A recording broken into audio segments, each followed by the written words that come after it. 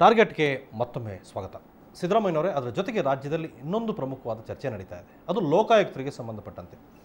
ಲೋಕಾಯುಕ್ತರ ಹುದ್ದೆ ಖಾಲಿಯಾಗಿ ಕಳೆದ 4 ತಿಂಗಳಿನಿಂದ ಶಿವರಾಜ್ ಪಾಟೀಲ್ ನಂತರ ಲೋಕಾಯುಕ್ತ ಹುದ್ದೆಗೆ ಒಬ್ಬ ಸೂಕ್ತ ನ್ಯಾಯಾಧೀಶರನ್ನು ನೇಮಿಸುವಲ್ಲಿ ಆಡಳಿತ ಪಕ್ಷದ ವೈಫಲ್ಯ ಎಷ್ಟಿದೆಯೋ ವಿರೋಧ ಪಕ್ಷದ ವೈಫಲ್ಯ ಕೂಡ ಅಷ್ಟೇ ಇದೆ ಅಂತ ನಾನು ಇಲ್ಲ, ಎಲ್ಲಕ್ಕೂ ಆಡಳಿತ ಪಕ್ಷದ ವೈಫಲ್ಯಗಳಿಗೆಲ್ಲ ವಿರೋಧ ಪಕ್ಷನೂ ಅದಕ್ಕೆ ಕಾರಣ ಅಂತ ಹೇಳ್ತಕ್ಕಂಥದ್ದು ಸರಿಯಾದ್ದಲ್ಲ.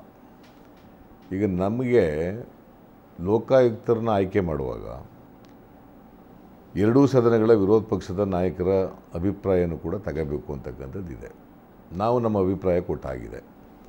ನಾವು ಅನೇಕ ಸಾರಿ ಒತ್ತಾಯ ಮಾಡಿದ್ದೀವಿ, ಸರ್ಕಾರಕ್ಕೆ ಒತ್ತಾಯ ಮಾಡಿದ್ದೀವಿ, ಲೋಕಾಯುಕ್ತರನ್ನ ಕೂಡಲೇ ನೇಮಕ ಮಾಡಬೇಕು.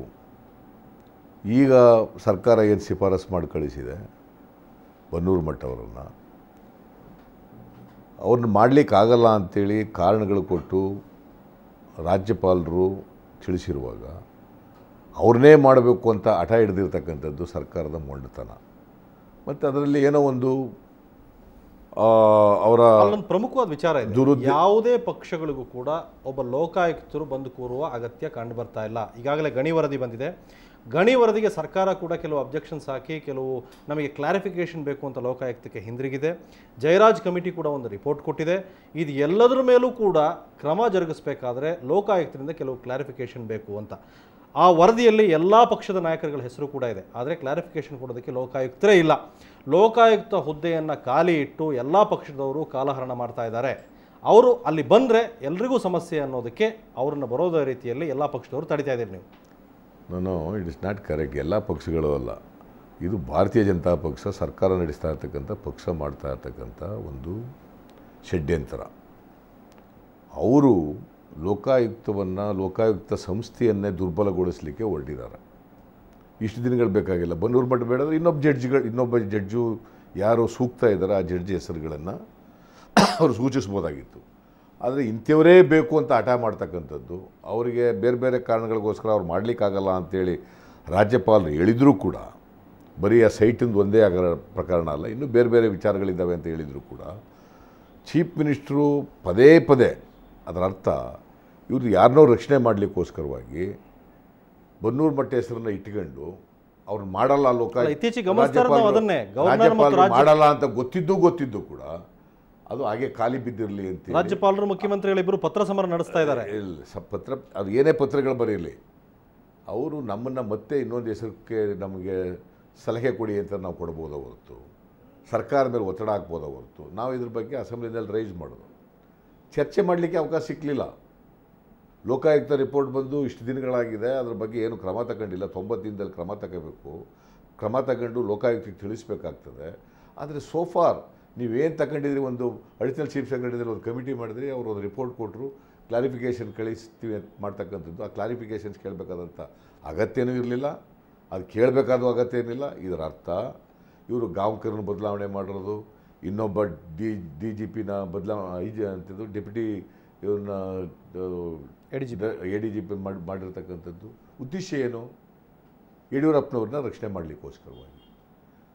ಬೇರೆ ಪಾರ್ಟಿಯವ್ರ ಹೆಸರುಗಳಿರ್ಬೋದು, ನಾವ್ಯಾರು ಕೂಡ ಅವ್ರಿಗೆ ರಕ್ಷಣೆ ಕೊಡಬೇಕು ಅಂತ ಏನು ಹೇಳಿಲ್ಲ, ಅಥವಾ ಅವ್ರಿಗೆ ರಕ್ಷಣೆ ಮಾಡಿ ಅಂತ ನಾವು ಎಲ್ಲಿ ಹೇಳಿ. ಯಡಿಯೂರಪ್ಪ ತಪ್ಪು ಮಾಡಿದ್ದಾರೆ, ಅವ್ರು ಜೈಲಿಗೆ ಹೋಗಬೇಕು ಅನ್ನೋ ನಿಮ್ಮ ಆಸೆ ಇತ್ತು, ಅದನ್ನ ಈಡೇರಿತು. ಈಗ ಮತ್ತೆ ಯಡಿಯೂರಪ್ಪನವ್ರ ಜೊತೆ ಕೈ ಜೋಡಿಸ್ತೀರಿ ಅನ್ನೋ ಒಂದು ಸುದ್ದಿ ಕೇಳಬಂತು. ಯಾಕೆ ನನಗೆ ಗೊತ್ತಿಲ್ಲ, ಅದು ಹೆಂಗೆ ಉದ್ಭವ ಆಯಿತು ಗೊತ್ತಿಲ್ಲ. ನಮಗೆ ರಾಜಕಾರಣಿಗಳು ನಮಗೆ ಆಗದೇ ಇದ್ದವ್ರು ಯಾರೋ ಮಾಡಿರ್ಬೋದು.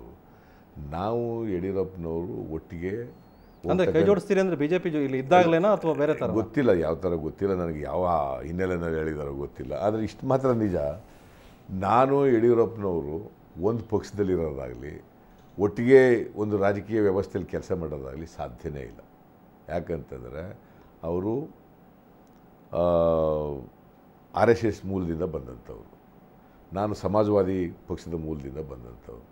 ನಮಗೂ ಅವ್ರಿಗೂ ಉತ್ತರ ಧ್ರುವ ದಕ್ಷಿಣ ಧ್ರುವ ಇದ್ದಾಗಿ. ಅವರು ರೈಟ್ ಥಿಂಕಿಂಗ್ ಇರ್ತಕ್ಕಂಥವ್ರು, ನಾವು ಲೆಫ್ಟ್ ಥಿಂಕಿಂಗ್ ಇರ್ತಕ್ಕಂಥ. ಈ ದೇಶದಲ್ಲಿ ಆ ರೀತಿ ಬೇಕಾದಷ್ಟು ಹೊಂದಾಣಿಕೆಗಳಾಗಿದೆ. ಅದಿರ್ಬೋದು. ಅದು ನನ್ನ ಸಿದ್ದರಾಮಯ್ಯನ ಇದರಲ್ಲಿ ಸಾಧ್ಯ ಇಲ್ಲ ಅವೆಲ್ಲ. ಮತ್ತು ಅವ್ರ ವಿರುದ್ಧನೇ ನಾವು ಪಾದಯಾತ್ರೆ ಮಾಡಿ, ಯಡಿಯೂರಪ್ಪನವರು ಭ್ರಷ್ಟಾಚಾರದ ವಿರುದ್ಧ ಜೈಲಿಗೆ ಹೋಗಬೇಕು, ಅವರು ರೆಡ್ಡಿ ಬ್ರದರ್ಸ್ ಜೈಲಿಗೆ ಹೋಗಬೇಕು ಅಂತ ಮಾಡಿ, ಇವೆಲ್ಲ ಒಟ್ಟಿಗೆ ಹೋಗಿ ಹೆಂಗೆ ಸಾಧ್ಯ ಆಗ್ತದೆ? ಇವೆಲ್ಲ ಊಹಿಸ್ಕೊಳ್ಳಿಕ್ಕೂ ಸಾಧ್ಯ ಇಲ್ಲ. ಆ ಥರದ್ದು ಹೆಂಗೆ ಇವೆಲ್ಲ ಪ್ರಸ್ತಾಪ ಆಗಿರೋ ಗೊತ್ತಿಲ್ಲ. ಬಹುಶಃ ನಮಗೆ ಆಗದೇದಂಥ ರಾಜಕೀಯ ವಿರೋಧಿಗಳು ಹುಟ್ಟಾಕಿರ್ತಕ್ಕಂಥ ಹುನ್ನಾರ ಇರಬೇಕು ಅಂತ. ತಾವು ಖಾಸಗಿ ಪ್ರವಾಸ ಹೋದವ್ರು ದಿಢೀರಂತ ಯಾಕೆ ಹಿಂದಿರುಗಿದ್ರಿ? ನಾನು ಬಂದದ್ದು ಯಾವುದೇ ಕಾರಣಕ್ಕಲ್ಲ. ಆಸ್ಟ್ರೇಲಿಯಾ ಪ್ರವಾಸ 10 ದಿನಗಳ ಕಾಲ ಮಾಡಿದೆ. ಆದರೆ ನನಗೆ ಸ್ವಲ್ಪ ಆರೋಗ್ಯದ ಸಣ್ಣ ಪ್ರಮಾಣದಲ್ಲಿ ಕೆಮ್ಮು ಜಾಸ್ತಿ ಆಯಿತು. ಅಲ್ಲಿ ಕೋಲ್ಡ್ ಅಲರ್ಜಿ ಆಗುತ್ತೆ. ಯಾವುದೇ ರಾಜಕೀಯ ಕಾರಣಗಳಿಲ್ಲ ಅದಕ್ಕೆ? ಅದಕ್ಕೆ ಯಾವುದೇ ರಾಜಕೀಯ ಕಾರಣನೇ ಇಲ್ಲ. ಸಿದ್ದರಾಮಯ್ಯನವರು ಬರ್ತಾರೆ ಅನ್ನೋ ಸುದ್ದಿ ಕೂಡ ಕೇಳಲ್ಪಟ್ವಿ. ನ್ಯೂಜಿಲೆಂಡ್ ಪ್ರವಾಸ ಬಿಟ್ಟು ಇನ್ನೊಂದು ವಾರ ಇರಬೇಕಾಗಿತ್ತು. ನಾನು 10 ಡೇಸ್ ಇದ್ದು ವಾಪಸ್ ಬಂದಿದ್ದೀನಿ. ಅಲ್ಲ, ಅಧ್ಯಕ್ಷ ಗಾದಿಗೆ ತಾವು ಬರ್ತೀರಿ ಅನ್ನೋದಕ್ಕೆ ಕೆಲವು ಪಟ್ಟಿಗಳು ಕೂಡ ಬಂತು. ಆ ಥರದ ಪ್ರಶ್ನೆನೇ ಇಲ್ಲ. ಈಗ ಬದಲಾವಣೆ ಆಗುತ್ತೆ ಅಂತ ಆ ಥರದ ಪ್ರಸ್ತಾವನೆ ಇಲ್ಲ. ನಾನು ಯಾವತ್ತೂ ಅಧ್ಯಕ್ಷರು ಮಾಡಿ ಅಂತ ಹೋಗಿ ಹೈಕಮಾಂಡ್ ಅವ್ರನ್ನ ಕೇಳಿಲ್ಲ, ಯಾರನ್ನೂ ಕೇಳಿಲ್ಲ. ಮತ್ತು ಆ ಥರದ ಪ್ರಸ್ತಾವನೂ ಇಲ್ಲ. ಇವೆಲ್ಲ ಸುಮ್ಮನೆ ಊಹಾಪೋಹಗಳು. ಅವರಾಯ್ತಾರೆ, ಇವರಾಯ್ತಾರೆ, ಪರಮೇಶ್ವರ್ ಬದಲಾವಣೆ ಆಯ್ತಾರೆ ಅನ್ನೋವೆಲ್ಲವೂ ಕೂಡ ಊಹಾಪೋಹಗಳು. ಪರಮೇಶ್ವರವರೇ ಮುಂದುವರಿತಾರೆ. ಎಲ್ಲ ಪಕ್ಷಗಳು ಚುನಾವಣೆಗೆ ತಯಾರಿ ನಡೆಸ್ತಾ ಇದೆ ಇಂಡೈರೆಕ್ಟ್ ಆಗಿ. ಕಾಂಗ್ರೆಸ್ ಪಕ್ಷ ಕೂಡ ಅದಕ್ಕೆ ಸಿದ್ಧರಾಗ್ತಾ ಇದೆ. ಕಾಂಗ್ರೆಸ್ ಪಕ್ಷದ ನೇತೃತ್ವವನ್ನು ಬೇರೊಬ್ಬರು ವಹಿಸ್ತಾರೆ. ಅದಕ್ಕೋಸ್ಕರ ದಿಢೀರ್ ಸಿದ್ದರಾಮಯ್ಯನವರನ್ನ ಹಿಂದಕ್ಕೆ ಕರೆಸಲಾಯಿತು. ಈ ರೀತಿ ಮಾತುಕತೆಗಳು ನಡೆದಿವೆ.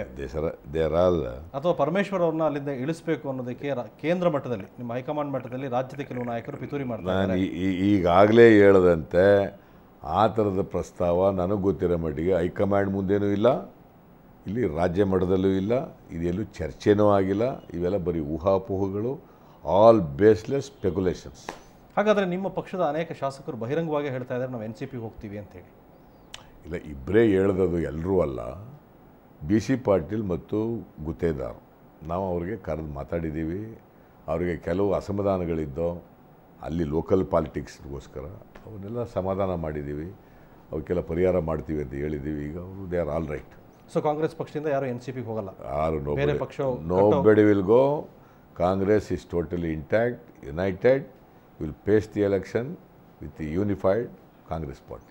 ರೈಟ್. ಸಿದ್ದರಾಮಯ್ಯ ನಿಮ್ಮ ಜೊತೆ ಇನ್ನಷ್ಟು ಮಾತಾಡ್ತೀನಿ. ಅದಕ್ಕೆ ಮೊದಲು ಒಂದು ಚಿಕ್ಕ ಬ್ರೇಕ್.